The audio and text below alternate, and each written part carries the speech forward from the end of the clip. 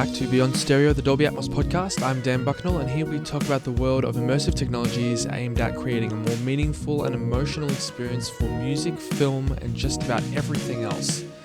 Today's guest is Tony Joy from Sound Particles, taking us through his journey into the industry and all about Sound Particles' incredible plugins. Thank you for coming on, man. Thank you, Dan, for having me. It's such an absolute honor to be on the podcast. Thank you. I appreciate your time. So kind of wanted to go a little bit into, everything that sort of brought you to today, your entire journey through sound and music and all the areas that you've sort of worked in, and then obviously the Sound Particles discussion. That's going to be a big one. So I'm very keen to hear, exactly like what sort of process you went through to get to where you are today. Absolutely. So I am originally from India, from South India, from a state called Kerala. And since I was a kid, I was not great at studies in school academically. I was an average student. I was always passionate about music. So I got into playing keyboards in the school band, and that became a passion. And at one point in my life, I was like, that's who I want to be. And then, of course, I meet amazing musicians. Then I realize, whoops, I'm not as great as I thought I was to make a living out of it. So I took a change in direction with my career plan. So I did a diploma in sound engineering from SAE, which is actually an Australian based school. So I did that back in India. And as soon as I graduated, I was very lucky enough to find a job in Dubai, Internet City at the time. And I was making ringtones, which was quite fashionable at the time. So I made about, I think, maybe 6,000 ringtones in a matter of 1 year. Wow. Yeah, that was fun. So I was making MIDI ringtones for global brands, all the major carriers worldwide, for devices on Nokia and Sony Ericsson, Kyocera, you name it. I was doing it. I was at the time also making haptic ringtones, right? Now, of course, haptics is a thing, but I'm proud to say that back in the day, this was 2003, we were making ringtones where if you had a Motorola or a Nokia phone, specific devices at the time, we could actually program MIDI notes to play the vibration motor inside the device itself, so you could actually feel the bass line. I think I remember that. That's super cool. So that's how I started my journey. Then, of course, I worked for a while doing that. Then I quit the job, went to the UK to do a master's in sound design in Bournemouth University, graduated, went back to India. I was very fortunate to work for some of the leading engineers in India, H. Sridhar and Shivakumar sir, both of them are amazing mentors. And that association continued for a while. I was working for Mr. A.R. Rahman's commercial studio at the time. Then I went back to Dubai a short while later. I became a radio producer for two radio stations in Dubai, Radio 1 and Radio 2 at the time. Did that for a short while. Then again, hit the reset button, relocated to the US, moved to LA. My association with the composer A.R. Rahman from India continued, and I actually built his studio in LA. It was part of his house. We pretty much turned his dining room into a studio. That's awesome. Which was 5-1. And then I managed it for many years. I was very fortunate to be his scoring mixer and engineer for pretty much all of the movies we did in LA. So I did about a little over 2 dozen movies, I believe, over the years. That was done more than often, I would say 95% of the time, in that one specific studio. But of course, we've scored at Warner Brothers and Fox stages to record big orchestras. The bigger projects we did, we actually have had engineers like Alan Myers and Joe Livataki be the lead engineer for that. So I was not recording the orchestra myself, but I have done that back in India. I also recorded lots of vocals, guitars, and other things in the studio I was managing. So it was always a teamwork, right? So I would be doing lots of the pre-dubs in the studio or recording guitars and vocals while we have stems being sent to Alan or whoever's recording orchestra at the stage. So I did that. I was primarily mixing in Euphonic System 5 at the time, which had been purchased by Avid. And of course, being a Logic Pro and a Pro Tools user for a long time by then, I was very fortunate enough to join Avid because I was always passionate about spatial music workflows. So I joined Avid as the person in Los Angeles. I was helping Avid's audio portfolio, where I was helping create new music centric workflows where you actually create and mix in spatial. During that time, I had discovered Nuno Fonseca, the CEO of Sound Particles, and I became an instant fan. And when the opportunity came along, I joined Sound Particles about 3 years ago, and that's my journey. That's incredible. Wow, what a huge journey. And interesting that you bring up Alan because yeah, so one of the reasons that and how I sort of got on in touch with you was through his workshop on Dune 2 soundtrack, if you remember, not too long ago, which you were hosting, and that was very very exciting and awesome to watch. So yeah, he's an absolute legend. When you moved to LA, were a lot of the clients that you were working with already based in LA? No, it was a very risky, almost a stupid move that I did. I did not know anyone, Really? but at the same time, I knew this was the town to be in if I wanted to break into the industry. And it did take a long time. I'm not going to lie or sugarcoat that. It took many years because just like, when you move to any new country, it takes time. There's, of course, my accent and my cultural background, but then there's also other subtle but slightly different socio-economic factors that come into play.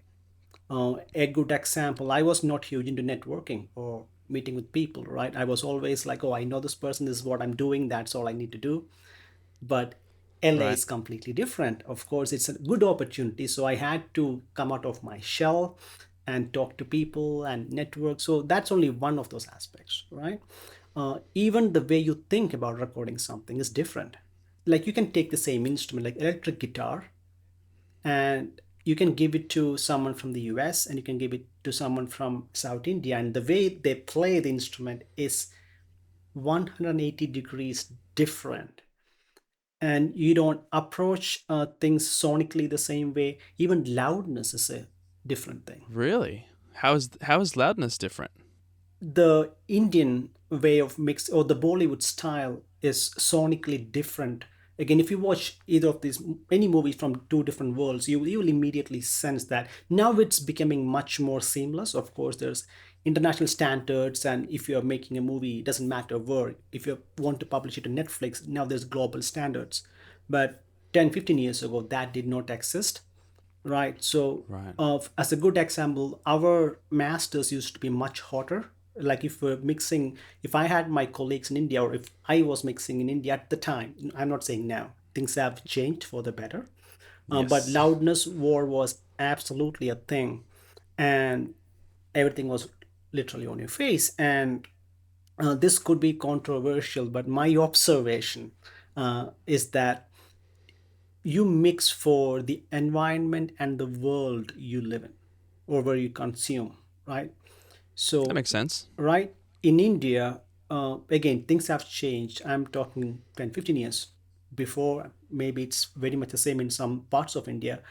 The environment is loud, right? Your means of public transportation is usually rickshaws or tuk-tuks, as some people would call them, right?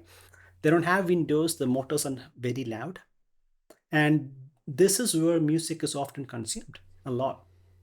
So as a mix engineer, consciously or subconsciously, you're mixing for that environment. Yeah, I can see how that could sort of affect your mindset on that and how you do what you do. Yeah, for sure. Coming back to your question, when I moved to LA, there were sensibilities that would work in Dubai or work in India that might not work in LA or in London or in South Africa, right? Right. So that was a learning curve. Again, it helped me evolve, right? So I'm just grateful that I could be here. But to answer your question, I moved to LA wanting to break into this industry and learn more so I could contribute to the industry even more. And you definitely have, and that's really really incredible. Thank you. When you did move to LA, how long did it take before the Avid adventure sort of began for you? That was almost 8.5 years later. Wow. Okay. Yeah. That's so a long time. Is that where were you making all of those movies and working with the mixing and the scoring stuff? Yes. Yeah. I also worked part time in retail. So I was actually working at an Apple store part time. Oh, Uh, there you go. Cool. That's awesome. Yeah, because it actually helped me get my creative block away. Like when I was mixing hours on end, day after day, I was doing more damage. The mixes were sounding worse and worse. But if I took a break and went to the store and talked to some customers who had amazing questions or silly questions, I did not have time to think about my mix. So when I went back next day, I had no creative block and I had a newer perspective. That objectivity comes back right when you've had a break. That's really important and a huge part of my workflow as well.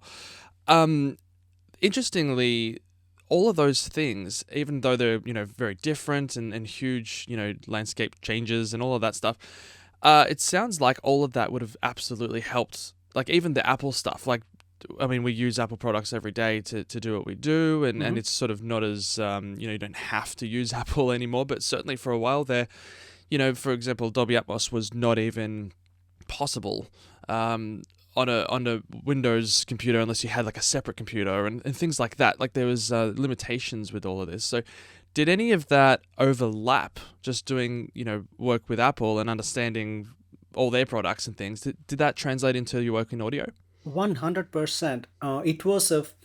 I would say it was mutually beneficial, right? When Apple hired me, at the time, I'm forgetting the exact numbers, but there was a joke, but it was not a joke, it was a fact that it was easier to get into Harvard than to get into an Apple Store gig because so many people apply, right?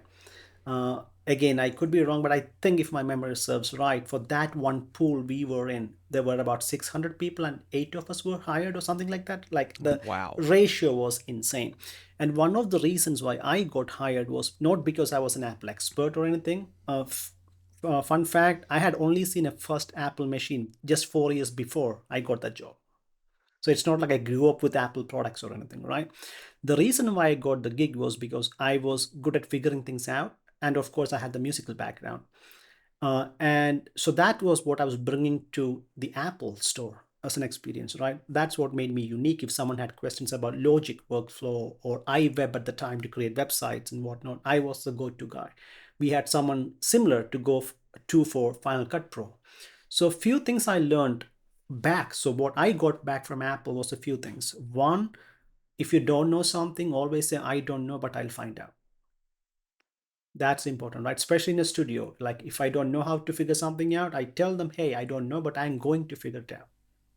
And that helped me a lot. That's one thing I've been complimented a lot in a studio setting because I don't bluff. I mean, again, I'm not perfect, but I do make a conscious effort not to say that I know something if I don't. Yeah, I love that approach. Thank you. I guess in any workspace, but particularly with very technical workflows that we do tend to work with, we're always learning with this stuff. There's so many new things coming out all the time as well. But yeah, like that sort of mentality. That's like a good work ethic, I think, in general. Right. And the second thing I learned working at Apple, I cannot remember if they taught me this or if I kind of picked it up from the time there is, Apple does not sell you anything, right? So even as a salesperson, I was never pressured to sell an iPhone to you or a MacBook Pro. In fact, one of the angriest customers I ever had, and I got complimented by my manager for it. The customer was angry because that person asked me to give them the most expensive course with the Mac Pro, right? So I believe it was 12 cores at the time. And Right. that person was like, but IBM makes 25 cores. And I was like, what are you going to use this machine for? That's not relevant. I want a machine with 25 cores. Why can't Apple make it? I said, this is the only one we make. It's only 12 cores. But you said there's a 25 core machine from IBM. Maybe that's the best machine for you, right? And the customer was like, but you work at Apple, you're supposed to sell it. Your manager won't be happy. Let me talk to him or her. And my manager said, no, that's the right answer. You seem to have found the right product. We don't sell it, but that's okay. You need the right product. So the point that I learned is that you don't have to, technology is great, like iPhones or MacBook Pros. But the important thing is once that coolness wears off, it's an instrument to create art. Yes. Right. So that's one thing I really took to heart so much that in my career as a music engineer, I became known as the invisible music engineer. Meaning, if I'm in the studio, I make the studio and myself invisible. Yes, I talk a lot, but there's times when I can shut up too. Uh, right. But the idea is like if I'm not there, if I'm off sick or if I'm just on vacation, that's when people are like, oh no, that's not working. Oh, this is not working. What happened? Oh, Tony's not here, right? So if I am there, I'm invisible. I make art happen. I am not an artist, but I admire artists, and that's one thing I will give a shout out to Brandon Kamek, who actually now works at Skywalker Sound, who used to be a euphonics technician at the time. So every time I had an issue with the euphonics console, I would call Brandon, and we were doing a mix or recording. You will not know he was in the room until I stopped my take and look around. He's waiting to service the machine, but no one knows he was even there. So I think I learned that from Brandon. I'll give him shout out on that. That's a cool one. Yeah, so I suppose it's just being, ready to act whenever you need to, but it's sort of not necessary to be the front of the front of the stage there. You know what I mean? We're not there to as engineers in general. Actually, it's kind of our job to allow things to flow and make sense and work with the technology, so that the art can come through, and then sort of the technology should not be the front of your mind. So that's a really Absolutely. good way to put it. Your studio that you're in, Aha. Yeah, this is I call this the Joy Lab. No, a the cheeky Joy name. Lab. It's a spare bedroom that is more an R&D thing. So it's a 714 room. I cannot move my laptop a lot. Sorry about No, that. that's great. It's a 714 room. It's powered by Audient Aurea interface and IK multimedia speakers in the 714 configuration, bass managed by the Aurea, tuned with SonarWorks. And I have a JBL, I believe it's 4312 SP. It's an older subwoofer, which is doing bass management for all the speakers and also LFE. Again, That's incredible. yeah, I don't do any major mastering or mixing in here anymore. It's mostly for research and development of sound particles products to create demo sessions, to experiment and break things before it hits our customers. Yes. Okay. So I mean, that's a pretty hectic rig for just testing things. But I mean, like, so the MTM's there Uh-huh. from iLoud, the IK Multimedia. So how do you go with those? Do you like what are they? I've heard them, but I haven't heard them in an immersive array like that. So how does it work? I think they're great. Again, I love the sound of it. And two things to keep in mind. One, you cannot beat physics, right? Physics is physics. These are smaller drivers, and I'm pretty sure the user manual states it goes below whatnot hertz, but physics being physics, I know those speakers cannot drive that much air and what frequency it cannot. So bass management is key. I cannot. So if you Yeah. have that in place, then these are great. I got Awesome. them for a few reasons. One of them, as you can see, I have them literally screwed on to a wooden stick that cost me, I think, 50 cents per stick or something. And I literally put a double-sided screw and attach them to the stud on the ceiling. And then on the other side, I have a camera thread. So these speakers actually have built-in camera thread. That was one of the key reasons why I wanted to get them. The room is small enough. One, I didn't want to have big speakers cluttering my room, and two, I didn't want to spend too much money on just speaker mounting.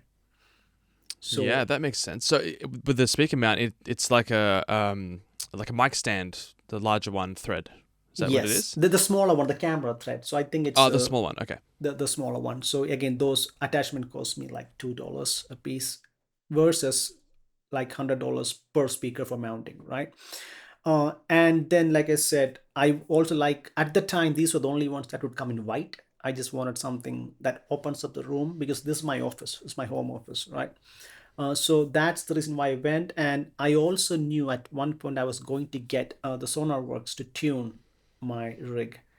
Again, Mm. that if you haven't tried it yet, you absolutely have to. And the fact that the Odeon guys put that tuning inside the box makes life so much easier.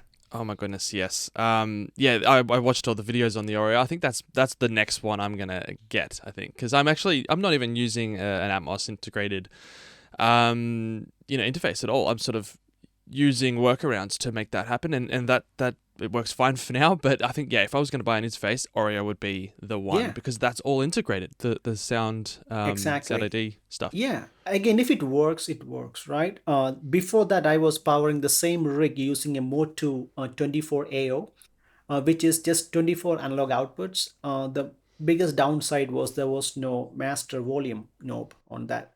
Right. But And no then, B chain or anything. correct, yes. So this was surely an upgrade, and the newest toy or toys in the room is the Mech DSP APB box. I saw you playing with that one. That's very interesting. Tell me about that.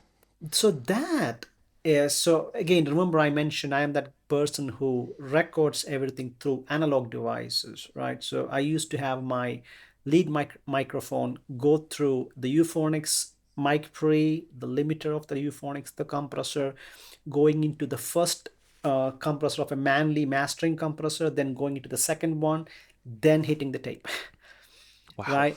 And I missed that because I was riding my euphonics. So the way I see it is people ask me, why can't you do that afterwards? Because it's in this day and age, you can do it. Of course I can, right? But then what I miss is the body language of the singer. Let me give you a good example. So let's say we have a singer who's singing something right now. I can, when she leans back from the mic, I know she's going to open up, right? I know that before she starts singing because I'm just seeing her lean back up. Then I pull the fader down just a notch. So I'm doing this almost like a pre-roll for my automation. I'm moving Yeah, things wow. before she sings. If I don't see her singing, if that is done, then once I have the take, I am reacting to what she has sung already. I cannot preemptively do those movements on the fader. So that's why I love that workflow. It's risky, yes. If you're not careful, you could have a very good take ruined. It has happened twice to me, but out of the 100 times I've done that, it's only twice. Yeah, that's not bad then, I suppose. Right? So are you talking about it's kind of like a natural on the fly compression that you're just kind of writing the fader as it happens. You're riding the input of the compressor, Okay, yeah, I see what you're saying. Yeah. Okay, right? that's really cool. Yeah. So the reason why I mentioned this is I want that's a workflow I still miss a lot, right? It's almost impossible to do that with the S6. With the S5, you could. Pretty sure there's other consoles where you could do it. So with Mech DSP, what I have now is so it's a digitally controlled analog box. So I don't think I can explain it right. You would need Colin McDowell from McDSP himself because it's a genie in a box, right? So Yeah. there's no knobs or anything on the unit. It's a USB-C connection that comes to your machine, and you can get low latency. You can track with the box, and everything is analog inside, but it's controlled by plugin, so it's instantly recallable, which Wow. is, but most importantly for this podcast sake, as far as I understand, they make the possibly the only analog compressor and limiter that can be up to 916. Oh wow, that's Yes. incredible. Yes. Okay, so now you've got my attention. Like, I mean, like if it wasn't cool enough before, Uh-huh. so let me just understand. I have seen it before, and I did see your post there talking about it. But so the idea of this thing it's a basically physical analog box that does the analog thing of could be any number of different functions like Right. preamps, compressors, whatever, and it's physically doing that like it would in a real box with the circuitry. But Correct. then because it's computer controlling it, you can recall completely in like perfect, which is never the case in any analog gear, Exactly. and you can do that all digitally, Hmm. and it's Atmos compatible. That's blowing my Yes. mind. And you can daisy chain them. You can daisy chain them. Yes. So I have 24 channels in my room right now. So I can have, so either you get a 8 channel unit, APB 8 or APB 16. So the number stands for the number of channels. So if you use Right. 714, you already have lost that many channels with this one plugin. So you need to kind of budget for what you want to use. But things like that, and we will talk about sound particles, of course, like the products we make as well. These are the things that slowly leading the industry towards even more better spatial production. These the APB boxes then. Is that what it Uh-huh. is? APB? APB, analog processing box, I believe. Cool. And it's the green one, right? Like Yes. it's Yeah. Cool. I think I remember a friend telling me about this a couple of years ago. How long have they been out? I think I first purchased them for the composer I work for, Mr. A.R. Rahman, back in 2018. I think as soon as they came out, and I was like, I demoed it. I was like, okay, we need this. And he's like, why? I'm like, we need this. Uh, We just so, do. but again, I don't think I have golden ears, but I have decent ears. Usually when I try out a product, I'm like, okay, I can kind of hear the difference. Let's get it right. That's usually my response. This one, I'm like, holy smokes, can I hear the difference? Right? It's day and night. It's not just Yeah. Wow. again, let me say something not controversial, but something that might be not a popular opinion. Tape, right? People love tape warmth and tape emulation. I don't mind them, but I don't have a nostalgic love relationship with tape. uh, Mostly because I've never used a tape machine in my life ever, right? Personally, I haven't used Really? a physical tape machine to splice tape and put the tape together. I never done that. So I appreciate what people did with it. When I listen to the ATR plugin, it is one of my favorite plugins ever from Universal Audio. I actually read the user manual not for the plugin but for the original machine to understand how it worked, and that was when I really understood how to use the plugin. Otherwise, I was just clicking random things that I don't even know what they do, right? Yes. Right. And that I could hear the difference. And now when you try the tape emulation that's built into APB, that's just completely different. Maybe people who have used tape might disagree, it might not sound the same, but to my ears it does something magical. I'm not saying it does tape, I'm just saying it does magic. Again, same with Right. so many other Okay. That's products, very interesting. like liquid Well, sonics reverb or sound particle stuff. We are not trying to emulate anything from the past. We are just trying to create something cool that sounds good. yeah. Which is again completely subjective, and it's sort of depending on how people use it for what, and yeah, what kind of thing it is. So that's very valuable, I think. Yeah, Still. and to add to that, I have a theory as to why people love tape or adding grit, right? Like plugins that bring the bitrate down. Then you're like, wait, didn't we work so hard for decades to increase the bitrate and whatnot, right? But we as humans love imperfection, right? And I think, again, this is just my opinion, but I feel what we love about tape or anything similar is how it makes music or sounds less sterile. Everything Yeah. we record these days, we have so much dynamic range and headroom and frequency response and whatnot. We have the pristinest mics, gold plated pins and cables and whatnot. And one of the biggest pet peeves of mine is how we got socially conditioned by proximity effect. Okay, what I mean by that is when someone sings in a studio, more than often, the mic is right here to their lips. Yet, if that singer is sitting next to me in a chair, I'm not going to go and put my ears right next to her lips, right? So much so that if you had a singer in your room and sing to you without a microphone, it will sound weird because you're not used to their real voice anymore. So when you Yeah. run a pristine up close mic vocals and then you produce it and bring them to the common medium of consumption, headphones, what happens? You have vocals that was recorded this close, delivered to right next to your eardrum. What's missing? The air, right? So much so that at Sound Particles, we actually released a plugin called Air that simulates just that. So if you look at the plugin, it looks like a very simple filter, right? If I set the distance knob, it looks like it's just cutting off some frequencies, but it is doing much more than that. You can actually change the temperature and humidity of the air. So this was originally built for sound design, cinematic sound design. So for example, if I had a helicopter sound like this one, you can pretty much make it sound like it's in Antarctica in summer, and that curve is different. So it's not just a passive filter. It's actually calculated based on mathematics and temperature and humidity factors. Wow. Right. So if you're working, It's very yeah, if you're realistic. working in post and you have a scene happening in London and you see rain, you can blindly set it to 100% humidity and set the temperature, and your synthesized sound design will sound very much like location sound because again, it's simulating the air. Coming back to the studio scenario, we also have a free version of this plugin called Air for Music. The main I difference, think I have yeah, that. the main difference is the other one does up to 20 miles of distance. This one does up to 500 feet because you don't want your drummer to be 20 miles away, right? I mean, some of them deserve to be 20 miles away. That's a different story. Just joking. But this one does up to 500 feet. And again, this is not a day and night difference, but if you put this in bypass, you might not hear the difference immediately. But if you have it on a complete session and you A/B, you will suddenly feel like, oh, something just came alive. It feels like there's air and life back in the music. Yeah.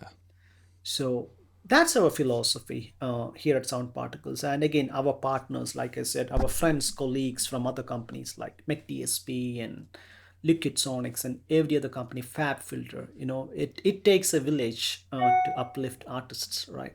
Yeah, absolutely. That was really cool. So I've used the Music Air one before. Just back to Air real quickly, and some of the other plugins that you have, I don't know if I've actually had the chance to look at them yet. Obviously, Sound Particles itself, which we'll get to, I have now, which is really exciting, and I would love to talk about a lot of that with you. But just yeah, while we're sort of on this, do you wanna sort of give us an overview of some of the other plugins that you guys do then? Absolutely. So let's start with the air. We have that helicopter sound, and let's say we want to sound like it's 1.6 miles. And once I start playback, I will actually use my mouse to change the distance. So we kind of have a simulation of distance, like it's moving farther or closer. But then the next thought we had was like, it's cool that a helicopter is moving back and forth, or you can pan, you have an instrument moving back and forth. Won't it be nice if you could also point and say, I want the helicopter to be here, or the brass section to be here or there? So we built an app for that. It's called Space Controller. So this is what the app looks like. And it has a companion app. So that's what the plugin looks like, my bad. And so this is what the plugin looks like. It's called Space Controller, and it has a companion app called Space Controller. And the moment you open it up, as long as you have Bluetooth or Wi-Fi permissions given on both the machines, it just connects to it. And once I touch it, now I can start using my phone to pan. Oh wow. So let's hear it in action.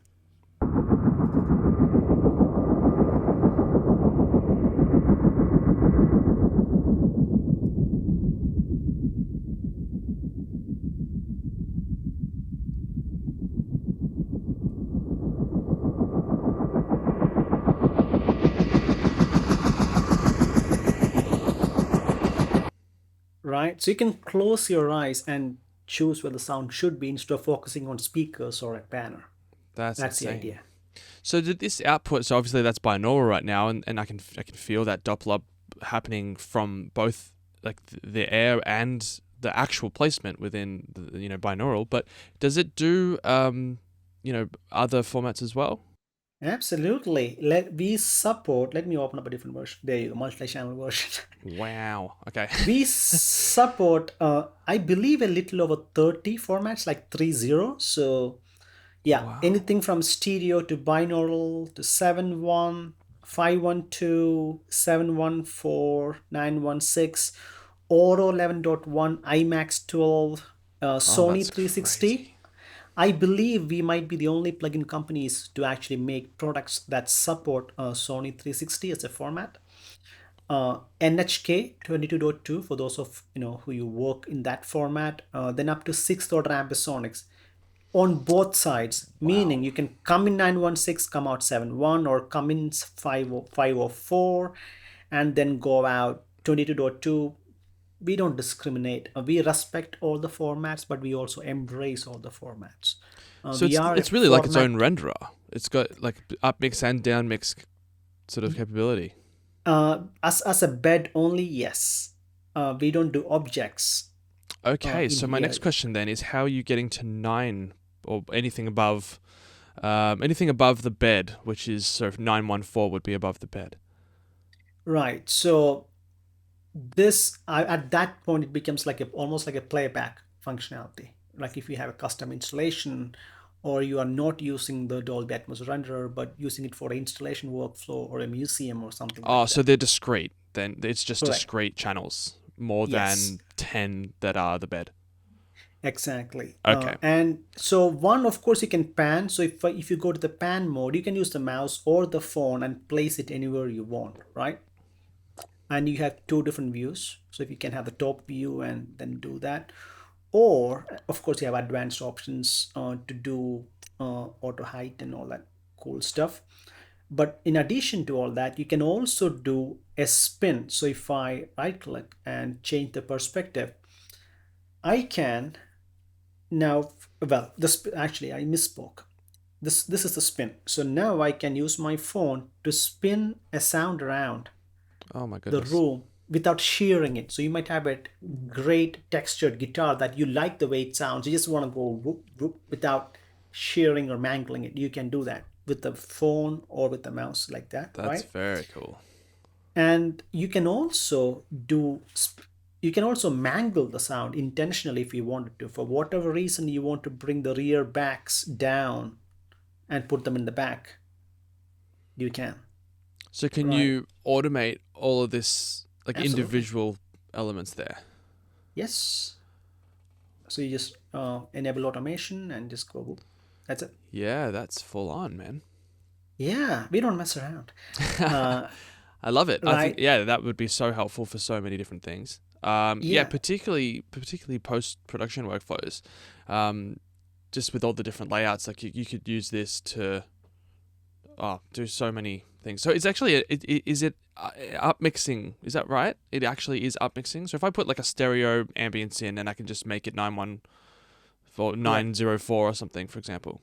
Yes, we are using our own algorithms to do that. And that's our expertise, right? If you know, as you know, and we will talk about it in the standalone application, what we are known for is creating things in a three-dimensional space, micro and macro, right? Like this is the standalone. And real quick, I won't go too deep into this right now, but if you can see here, it says 5 yards. That's the size of each of the square scale right here, Right. right? Yep.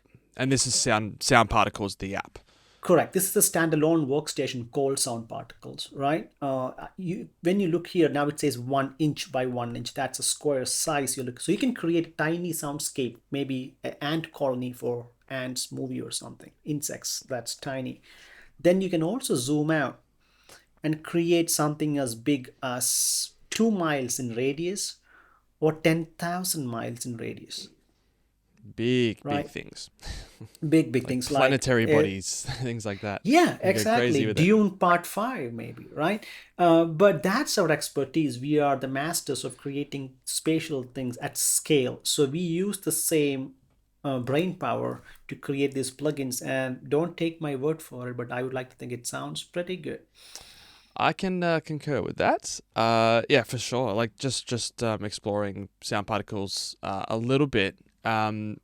Yeah, it blew my mind, man. It blew my mind. Thank you. And one more thing I want to show you is the reason why I opened Nuendo is so we actually have a deeper integration with the Nuendo's built-in panner. So this is the Nuendo panel. This is not our plugin. It's based on OSC, so you have to set it up once using the studio setup, I believe. And once you set up OSC, we have this. It's the same name, but the logo looks different. It's called Space Controller OSC. Okay. So if you have that, then you can use our app to pan the objects and beds in Nuendo natively Wow. using our phone. Yeah, this one, there's no physics law. I mean, there's a panel logic, but that's it. If there's a Okay. binaural, that's done by Nuendo. We are just controlling the panel using the phone. That's it. Instead of using the mouse to Okay, move right. I it see what you're around. saying. So yeah, it's to have the phone app and move that around integrated with the renderer here. Yes, it's That's to give cool. you the ability to close your eyes and use your ears. So you can have the phone, right? And you can just go, oh, that sounds better. Yeah, that's key, isn't it?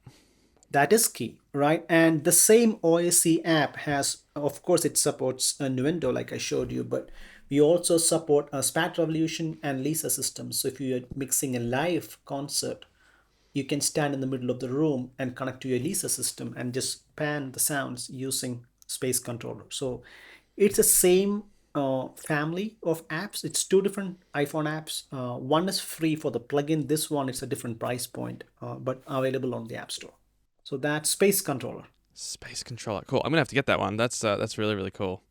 Cool. Is there? I think there's another one that you mentioned to me one time before this. I forget what it was called. Energy Panner, possibly. That's a Yeah, that might have been plugin. it. So Energy Panner is one of the most unique plugins in the market. More often than not, what we don't make another EQ or another compressor, right? I think there's enough compressors and EQs out there. I'm not saying there's not room for innovation, but it's a nearly saturated market in my opinion.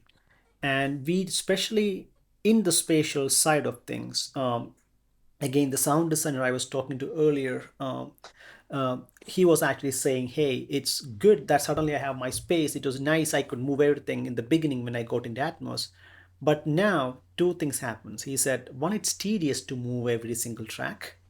It takes time because the novelty has gone off. Yeah. Two, even if it takes so much time, frustratingly enough, it does not sound real, right? So it's a two-factored catch 22, and he said that's why he loves this plugin. So let's talk about what does this plugin do. This is dynamic panning, panning based on loudness, just like how a singer with good miking technique will lean back before she really goes loud. This plugin kind of simulates that. So first things first, you will see parameters like threshold and ratio and attack and release that you would traditionally see in a compressor, but I want to clarify this plugin does not do any compression. Threshold determines at what point it should start panning. Right. Ratio, how much should it pan along this dotted line, which you can move, of course. You can start from the speakers, or you can say start here and then go along this line as it gets louder. Threshold, when it should start moving. Ratio, how much it should move along this line. Attack and release, how fast and how slow. That's it, right? So if I have this piece, it's moving pretty fast. I can make it slower, right? I can start at the speakers and have it go around my head without the plugin, right? Okay. Stationary.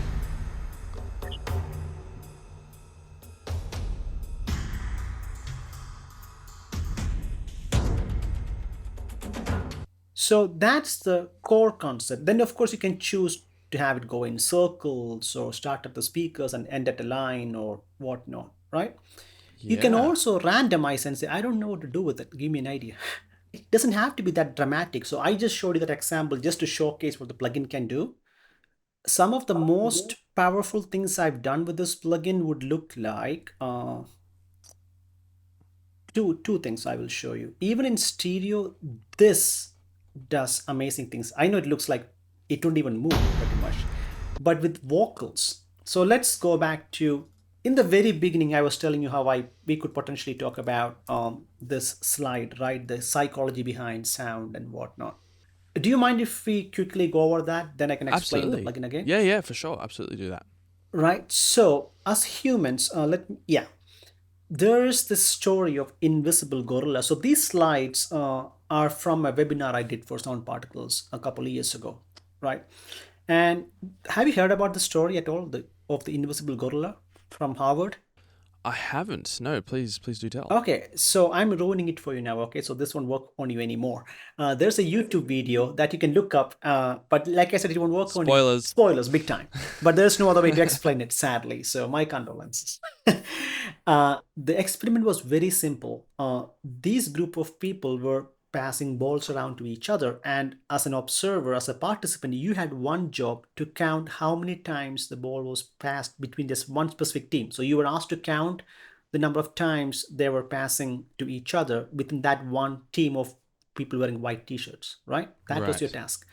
While you are counting, a person wearing a gorilla suit walks in dead front and center of the screen, thumps their chest, and walks away from the screen. You would think you would see that. Majority of the participants don't. You will now because I ruined it for you. Sorry again. But No, that's okay. Okay, so why is it that they don't see it?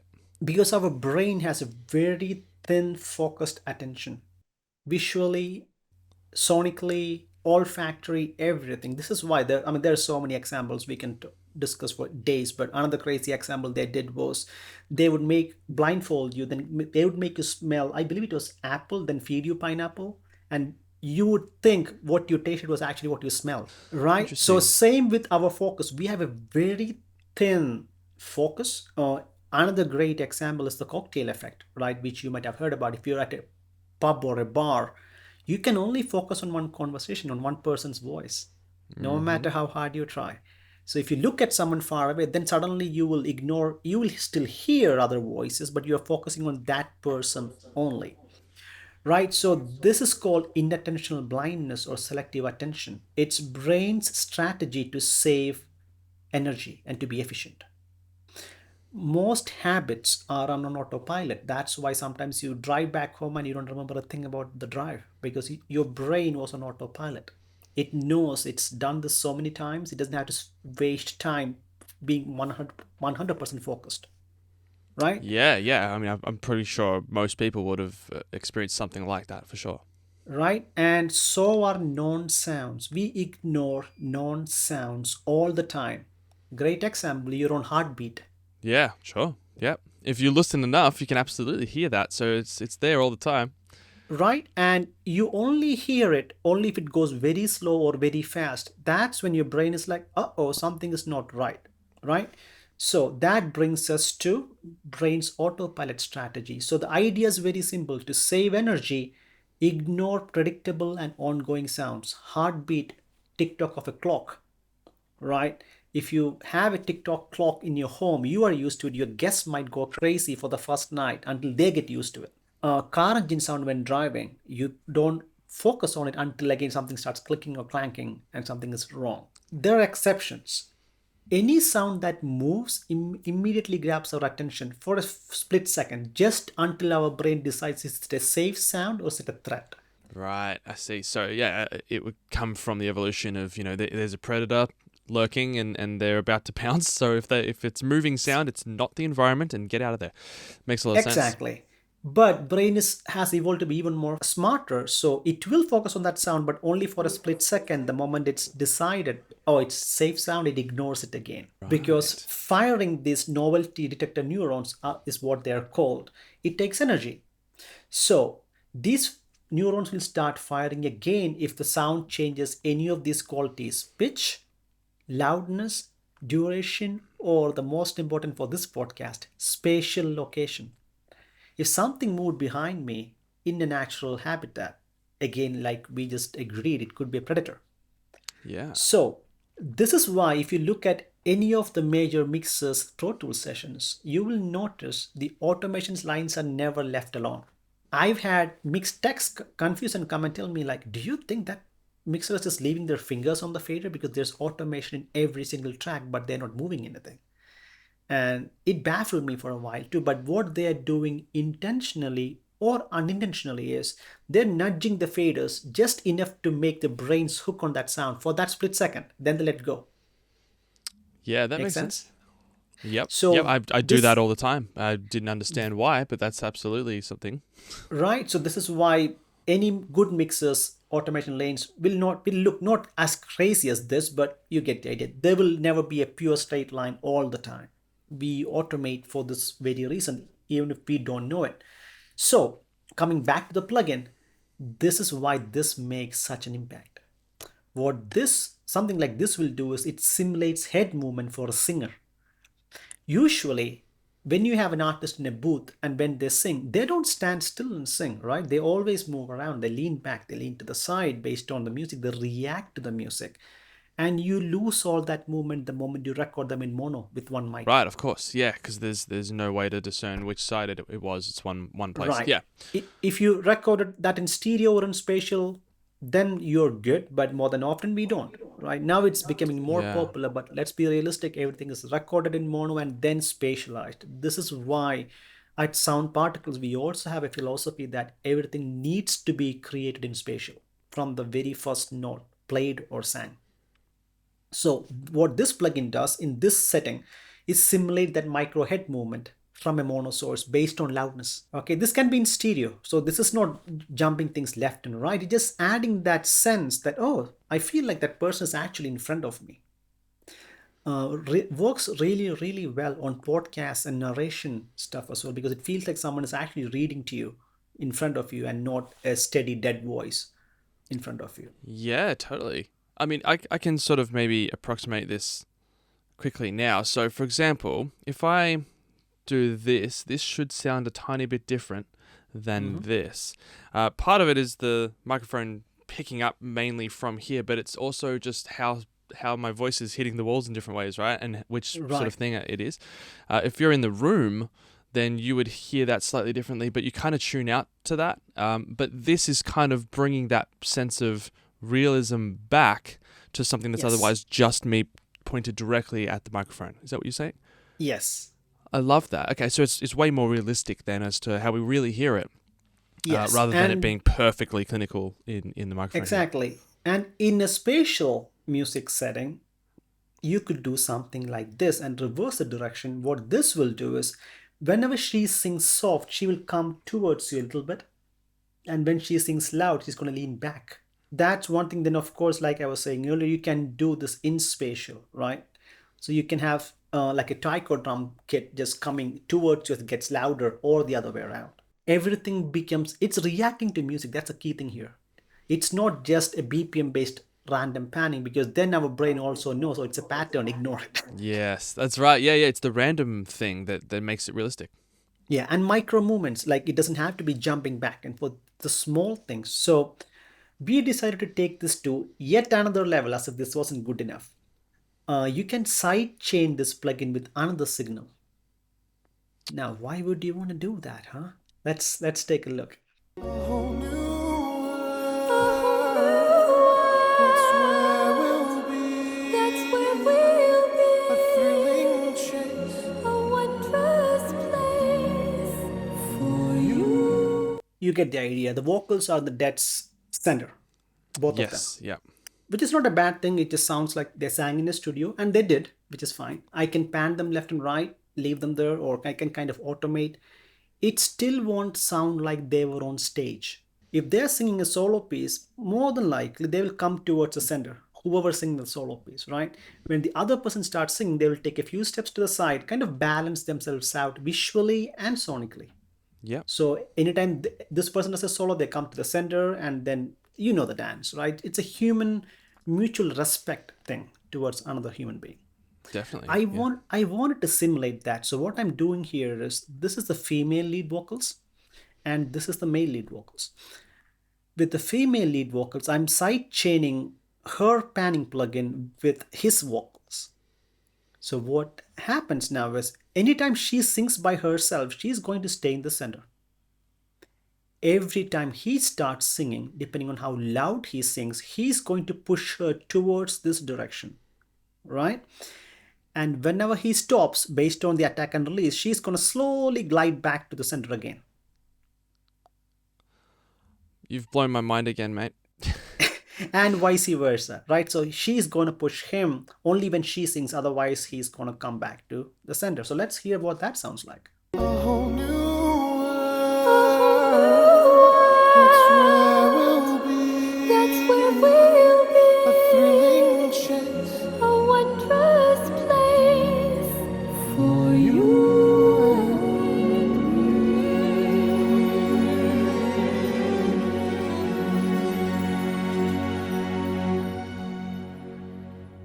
You get the idea. I do. Wow, that's incredible. So, I mean, you could do so many cool things with that. Um, I'm just trying to think of like how I might use something like that for all kinds of things. Like, yeah, you could do it Yeah. with competing guitar riffs and things like that Yes. overlap, and then you want it to No just be more in pumping. the main lead kind of thing. We have customers who use it a lot with drums and bass, actually. So instead of ducking the levels of the bass or the drums, they actually sonic. The term we tend to keep hearing a lot is sonic displacement. You are not ducking the levels, you're just moving things sonically to make space for something and then bringing it back naturally, like it glides back. Yeah. So many examples, right? Music examples. Let's say you have a choir or a string section in the front in an Atmos mix. You can sidechain that if the brass stabs, so every time the brass comes in, the strings glides to the sides to make space and then just glides back in again. Sound design, again, so many things you can do. Let's say this is a swarm of bees in a sound design scene, an explosion happens. You can sidechain energy panel with the explosion so that the bees flies away and then comes back once the explosion settles. Oh wow. So it's all sort of dynamic and automated. That's just insane. Yes. Normally you'd have to automate that completely, individually any other way. And it won't sound real. That's crazy. Yeah, so that's the sidechain workflow in Energy Panel uses the psychological tricks of, moving things slightly to get the brain's attention, but it also naturally brings back things to the normal thing, like to what the other sound designer was telling me. Like he said, with Energy Panel, one, he doesn't have to spend so much time doing things that doesn't work. Like spending time is one thing, but if it doesn't work at the end of the day, what's the point, right? Absolutely. So this makes it easy, but it also makes it sound good. Oh, it sounded great. Yeah. No, I think that it would be so fun to explore that because you could do so much, and it's sort of a different way to think. It is, I guess, unlearning the way we traditionally do things, and I suppose spatial in itself is kind of like that, because it's like we've always had to carve space out for stereo, and now it's actually really not about that. It's finding the right placement for something so that everything can coexist, and there's enough space now in Dolby Atmos and other surround formats. So with something like this that makes that even more dynamic, and feel like it's still cohesive and blended together to fit at all times now because it's time based. That's pretty important.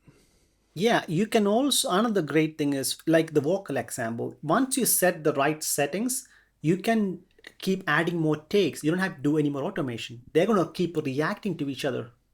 You know what I mean? Wow. You don't have to replace or copy. There's no automation. All this is real time.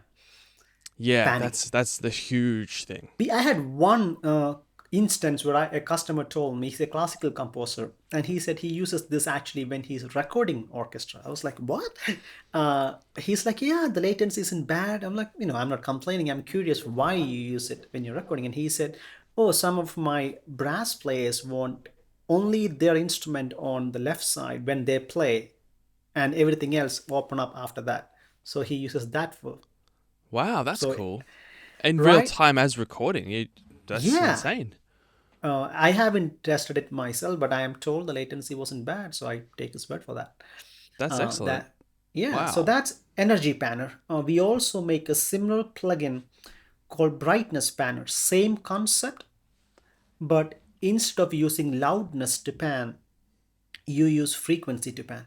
Oh, actually, did forget one thing about Energy Panner and Brightness Panner that I forgot to show you.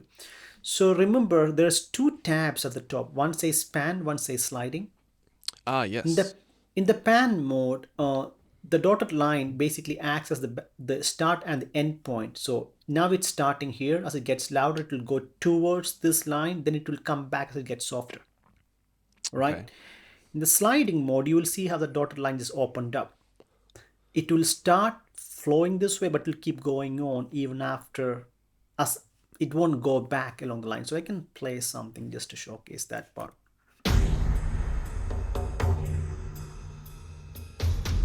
Right, just keeps going back and forth.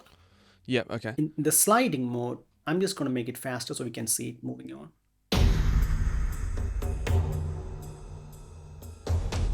Oh wow.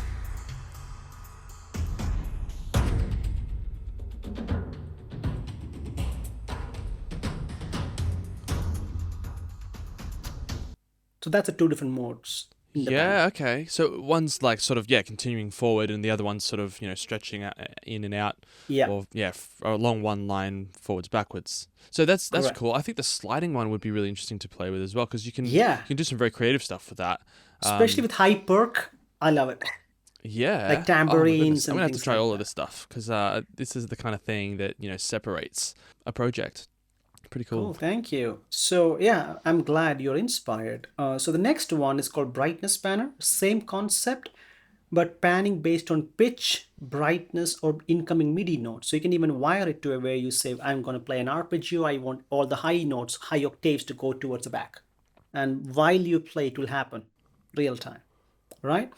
Right now in this specific demo, I have a audio file right here. I'm using the brightness mode and I have it in sliding mode so it can just keep moving around because that's also my favorite mode. So without the plugin, this is what it sounds like.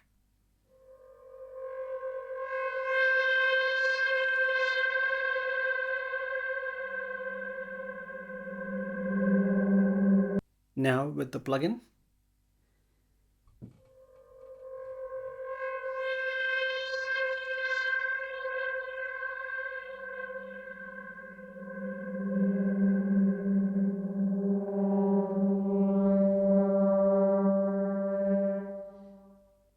Comes to life, right? Okay. So the higher the pitch there, the more it was moving out sort of from the circle in the middle there. And then the lower the pitch, the closer it was. And you can set the lowest pitch. So you can say anything below 350 hertz or 660 hertz doesn't move it. So if I made it high enough, you will notice it won't move as much. See, now it's not moving. Yeah.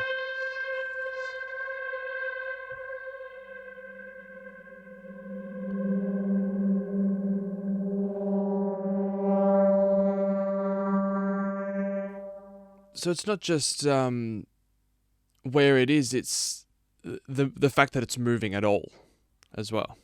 Yeah. Yeah. Yeah, Or you can that's set a cool. pitch and say anything below C3 does not trigger the panning. Oh, okay. So that's brightness panner again. In all these panners, we support pretty much any format you can think about. 914, 916, 714, of course, up to 6th order ambisonics. You can use this for games, all kinds of stuff. Absolutely. Again, we are the masters of micro movements with these plugins. So that was brightness panner. The next one I'm going to show you is called density. So this is a chorus plugin built, chorus-like plugin. I don't like to call it chorus plugin. It does much more than that. It's a plugin that does similar things to chorus and more, built from the ground up for spatial. So you can come in stereo and come out 714 and whatnot. It has 3 tabs, a basic tab, you have a small ensemble or a large ensemble, then you choose if you want to add bass or not, and you're done. Detune mode, which gives you some more parameters and controls, so delay range, grain size, dynamic range, position divergence, voice speed, so forth and so on. And the multi-pitch mode, where you can add new slots for harmony. So you can say this one should create 2 octaves up to 25 particles of harmonies, and how much level you can mute and solo. So up to this many slots. And let me play you some stuff. Hearing is believing, right? Yeah, I have so many questions.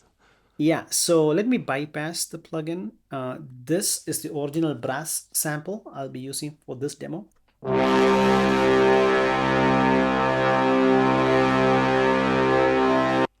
And with the plugin,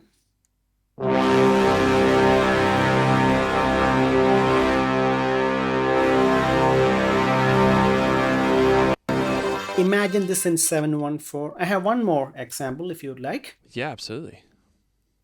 So this is a vocal example. This is the original vocals by an amazing composer and artist from India by the name Nakul. And here's Nakul's voice.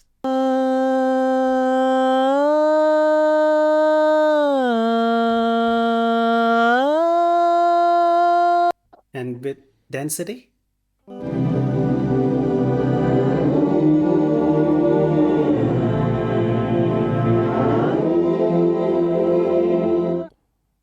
Whoa. I was gonna Pretty cool, say right? that the voice, that could be a huge cool thing for the voice, and the fact that it's in particles there as well. That's really interesting. That you can really do anything you want with that. I was thinking of it like you can build a choir, you know, from a couple of voices and make that sort of really big and set each person where they are, you know, on the stage there, or whatever. But you can really do anything with this. Absolutely. You can even choose the grain type and say you want it to be playing forward or reverse or both. Wow, okay. Of course, you can change the grain size and tweak it.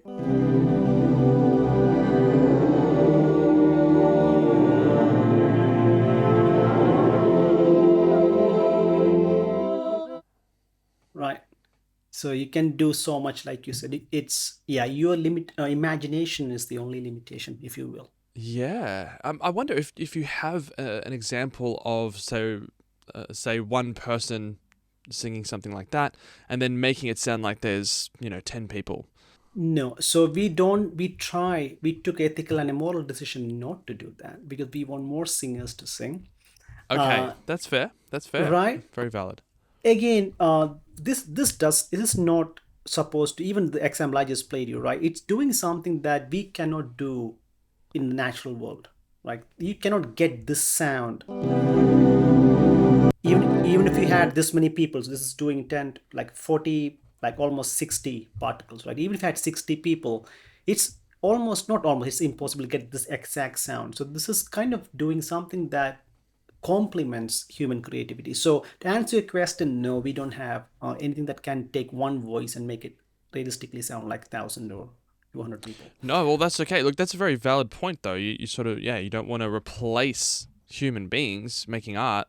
Yeah, the idea is to enhance and do something a little bit different with it. So, no, I love that. That's a really good answer to that question. Well, thank you. So that was density, and of course, it has an XY pad that you can assign anything to. So you can assign grain size or voice speed, or you can assign dynamic range and then kind of mess with it. So, Yeah. yeah, this is super powerful. All of these plugins have pretty much complete, access to pretty much any format that we do use these days, and Yes. well into the future as well with Dolby Atmos formats, which is insane. Yes. What And have we got the here? next thing we make is in delay. This is the newest addition to our family of products. It's a delay plugin, again built from the ground up for spatial. So it has three tabs. In the channels mode, you will see the number of channels of the input. So this is going in stereo and coming out 714 or whatnot. So you will see stereo in here. If I had the same plugin on that multi-channel input and it happens to be 7.1, you will see all those channel inputs right here. Right? So that's Cool. this channels tab. And what it does is pretty cool. So let me go back to the other one.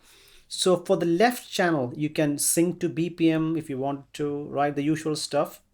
You can change the delay or the tempo based delay. You can change the feedback and the volume using the three different knobs, or you can just click this and drag it around and all those knobs will change dynamically, right? So you Okay. can Wow, actually that's interesting. do that, right? And if you add feedback, so right now I have, for this channel I have feedback, and you can see the feedback just growing Yeah, right yeah. here. That it shows the number one because there's only one feedback tab. So all the feedback tap tap tap tap tap, it's going to be exactly in that position throughout. Right. But you can also have up to 4 different tabs and tap patterns per channel. So I can say I want the feedback to go tap tap tap tap. I can place it where I want it to be in space. That's cool. I've actually In built, manually that sort of thing before. So that's very interesting. You Yeah, could just do it straight in three away. seconds. Yeah. And you can have it static, or you can say I want them to move around slowly, maybe, right? Like that. It will, the tabs will I move have around. not done that. That's insane. And remember the air plugin we spoke about earlier? It is Yes. built in here, so you can actually have up to 1,000% air, so it will feel like the tabs are moving through air. Wow, you're blowing my mind on every one of these, mate. Yeah, I don't know what Thank you. if this is your intention, but yeah, pretty much all of these things that you're showing us here, these are all extremely advanced, Thank you. very impressive tools. So Cool. thank you again, just for jumping on and showing us all of this. I suppose Absolutely. keep going by all means, but just wanted to say that before we kept going. Thank you. So you can have air, or you can have three-band EQ, or you can have a filter, right? Depending on what you want to do. And this is only the beginning. So For this channels mode right now, I only have left and right, and I can have two different tap patterns for both of them, right? So Yeah. this can be tapping like that, and I can have a filter in here and air EQ for the second channel, two different things. Or I can link them and say I want air to be on both. Same with movement, you can link all the movement and say I want everything to move in small circles like that, right? So everything will move just like that. Yeah, that's cool. Okay, so you can do speed there. Right. So now that was a channels mode. So you see how many other channels you have on this side, and you basically create delay taps from the input channels. The next tab is the taps mode. This is where it gets really, really, really fun. So let me turn off everything just to give you an idea. So you get up to 16 discrete taps. Okay. Okie doke. Let me also open up the other one once again just to show you. So if I was in a 7.1 mode, each tap will show you all the input channels of the 7.1 signal. This is almost like a mini summing mixer inside the plugin. So you can say tap 1 should have the sum of left, right, and center only, left, rear, surround as well. And that becomes the input signal for this one tap, the sum of these specific channels. Right, okay. Then of course you can, sync it to BPM and set your feedback and whatnot. You can have it rotate, of course, add some delay taps. So we have 3 taps for that one tap. So for every single tap, you get up to 4 more feedback taps, and you can have 16 of them. So just so I understand it, we're talking about the input here. So if it's a 5.1 thing, Yes. whatever's on the left channel or the right channel here, that's what's going to that placement within the delay only. Okay, yeah. Correct. Only for that tap. And the tap 2 can have maybe right and center. Tap 3 can have all of them except for LFE for whatever reason. And each tap gets up to 4 feedback taps. So it's 16 times 4 delays you are getting. Yeah, so 4 For every times tap. 16, yeah, for 4 per tap. Yeah, wow. And then of course you also have the particles mode where you can have up to 100 particles to create like a very ethereal sound. Then of course we also make a synthesizer which happens to be spatial. Who would have thought? Who would have thought? Love that. Okay, so do you have a MIDI keyboard there you can show us or something? Yeah, I can. So first question, have you seen this before? Do you know about this, or is this your first time? I have heard of it, but I think I might have seen a video from Sound Particles in the past Okay. doing something with this, but I have not heard it, or yeah, I feel like this is a pretty much a brand new thing for me. So feel free to just start from the start. Absolutely. So, first things first, as far as we understand, this is the only virtual instrument that can exist in an Atmos setting. What I mean by that is if I create an instrument track in, let's go 914, for example. There is no other VI that can exist in that specific format. So this is not a stereo instrument right now. It's a 914 instrument. So that's the first thing to note. So if I were to play a key on this one, as you can see, it's spitting out signal to every single Yes. output.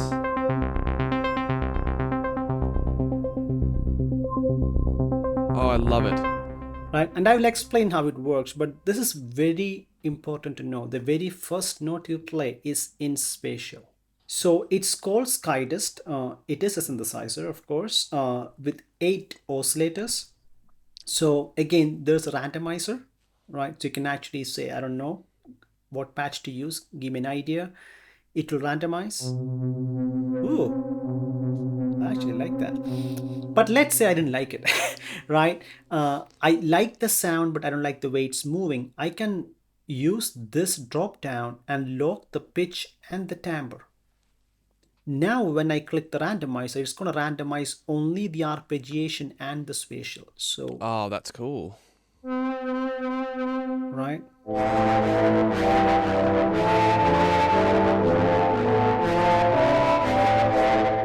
Now I kind of, okay, I changed it by mistake, but I was kind of like digging it. Oh, it's back. Now I can lock the arpeggiation because I like the arpeggiation, but I don't like the pitch and the timbre anymore, right? So I can go back and roll the dice again, right? I don't like that. No. So you can just, so you can start rolling the dice, then lock the things you like and unlock things you don't, and keep going, and then you can go in and tweak it to make it yours. With the pitch tab, let's say I have it off, I play a note like C, you hear a C, right? I can turn the global pitch mode on, and I'm saying start 2 octaves down and glide up to this note I'm playing in this much time, and you get that. So that's a pitch of every oscillator, right? Yeah. I can also say I want a different pitch behavior for each oscillator. So this one should start all the way down, this one should start all the way almost 2 octaves up, and so forth, and you get this.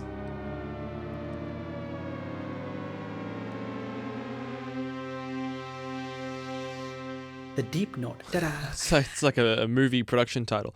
I love it. Yeah. That's So so cool. so what happened is we did not take the deep note and move it around you. What we are doing is we are creating the sound from the ground up with each oscillator coming towards you from around you. So we are opening up the sound and putting you in the smack middle of it. It cannot be done any other way with stems or whatnot. And the next tab, this is where we both are excited. Yeah, this and is the passionate. part I'm going to love the most. Spatial. Probably. You know me Yeah. well. Very simple bare bones operation. You can say oscillator 1 should be here, oscillator 2 should be here, 3 should be somewhere here. Even in stereo, this will make the sound big and thick, Yeah. right? So, right, even if I did this, it sounds spatial enough. So even like this, it sounds much bigger and not flat anymore. Okay, so now let's quickly revisit what we spoke about the brain a few minutes ago, the micro movements, right? What this slider does is it's opening up a window of randomization for micro movements. So you are saying oscillator 1 needs to be in the front, but it can move around a little bit in that perimeter. Oscillator number 3 can be anywhere in the room randomly. Oscillator number 2 can move a bit more, but only in this perimeter.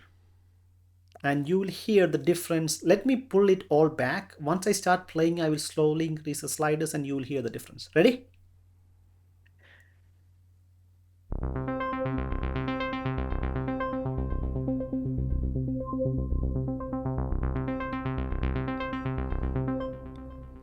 Huge. Right? So again, micro movements built in. So if you're playing a chord, it will actually kind of behave like a living, breathing organism movement. I could definitely feel that open up as soon as as soon as you played that, it was like, okay. it's no longer static and for lack of a better word, in comparison, boring, and then it sort of just comes alive, you know what I mean? Yep. So that was the easiest, simplest way to do that, right? Then when I opened up the synth, you were saying how we use envelope generators to shape the sound, right? Yeah. Well, guess what? We are letting you choose the envelope generator to shape the panning of the sounds. So let me keep it simple. I can say globally, everything should start in the front, no randomization. I want it to start in the center and attack taking this much time and attack towards the rear back with some randomization. Sustain to the front again, then release to the back. And you get that. And you can do this per oscillator. You can use envelope generators and LFOs to dictate panning. I'm running out of descriptive words. All I've got is wow and oh my god.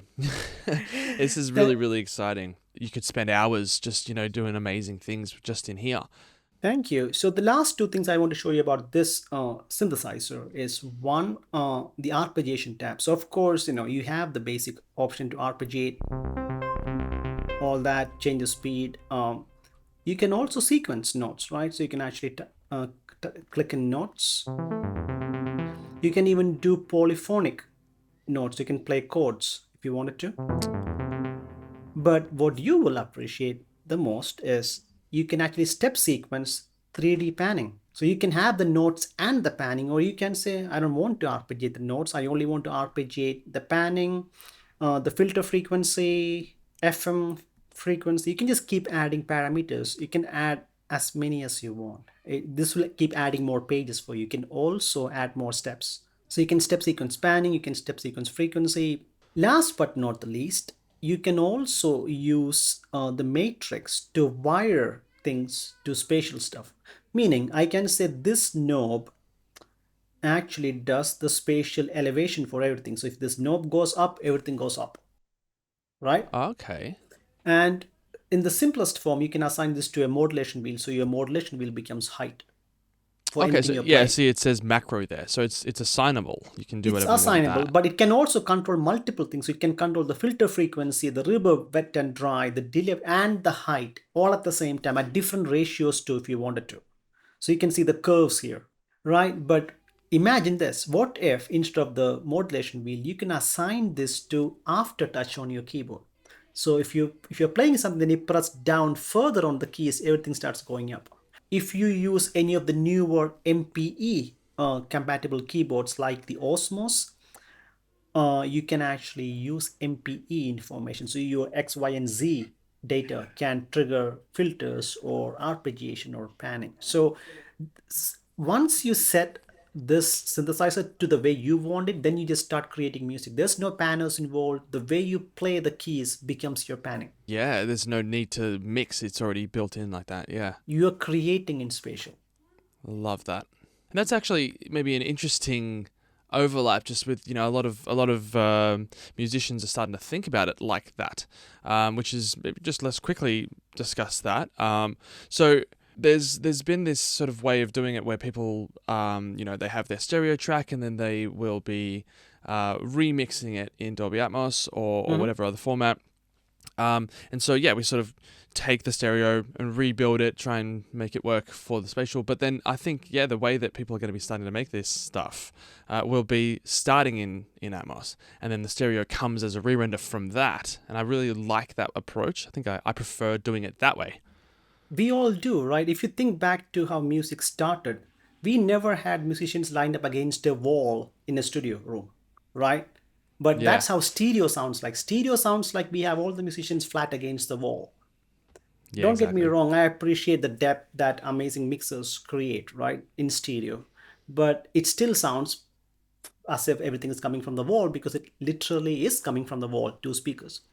But Yeah. what spatial music and audio brings back is the ability to imagine musicians were actually in a room playing together, having fun, right? Yeah, it's And another dimension, like in more than one way of thinking of dimensions, because there's literally more dimensions, but then also it's another whole thing, another whole dimension to making music. and anyone who's been in a band will confirm this. More than often, when you rehearse, you are rehearsing in a circle Yeah, because you want to make eye contact. You are jamming with another person. It's music is energy, right? So you need to make eye contact. You need to see someone. So when someone tells me guitar doesn't sound natural coming from the back, I'm like, depends on what you're used to, yeah, absolutely. right? So spatial music, I think, in my opinion, brings back or sets music free, or sets it free from the chains it was bound to on the wall, for it to become how it always was, naturally, oftentimes in a circle around a fireplace, as in a band formation. Uh, so again, that's just my biased opinion on No, I, music I and I spatial. completely agree with you. I think it's revolutionary what we're doing, now with music and everything that Sound Particles is doing is really going to the next level there. And I think I think I said it on the last time we spoke that it was it's very much the front of the industry here. This is like crazy stuff that's blowing my mind, and I'm not new to this. Like it's not it's Thank you, really Dad. cool. Thank you. So that's pretty much all the plugins we make. Cool, man. Look, I appreciate your time taking me through all of the Sound Particle stuff. So many cool plugins, so many fun things to explore. I can't wait to have a look at all of them. Particularly the last one, Sky Dust. That's some next level fun to be had. So anyone who's Thank you. watching this, absolutely go check out Sound Particles. Thank you, Tony, for jumping on. Make sure you guys check out the Sound Particles specific bonus episode that will be coming out very soon with Tony back with us. Thanks again, man, for jumping on. Thank you so much, Dan. Really appreciate what we're doing for the industry. And here's to hoping, we have more and more people creating in spatial music and sound design. Thank you so much for having me on this podcast. This was so much fun. Thank you, Dan. My pleasure. Thank you so much, man. I appreciate that. We'll see you very soon. See you soon. See you at the next one.